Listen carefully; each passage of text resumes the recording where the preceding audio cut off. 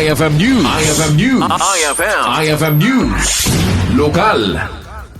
Umabot iti 1,200 sa Mannalon ti benepisyaryo ti solar-powered irrigation system ditoy probinsya.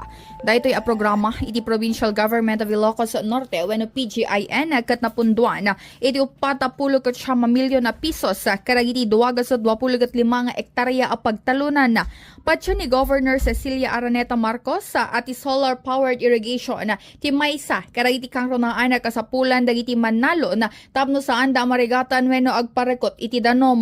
Kinunana, mapalaganan para iti Mannalon nga puta sa anda nagkasapulan ti gumastos sa ti gasolina iti panagpadanom usara dagiti daduma nga solar power irrigation.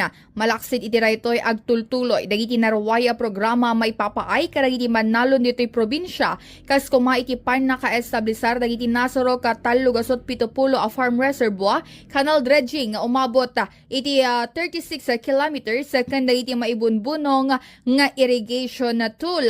Napasaya at pay kinanan ni Gobernadora ti panagtalon babaan karay ti agricultural machinery, vermicomposting facility, kan tobacco curing barn, apudnoan nakatulong karay ti Mannalon na iti agduduma nga ili ditoy Ilocos Norte.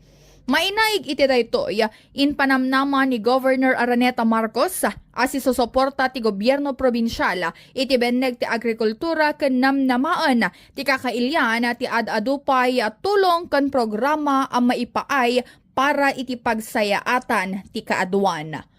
Para iti IFM News, Idol Bernadette Toledo, Tatak, IFM. IFM News. IFM News. IFM News. Lokal.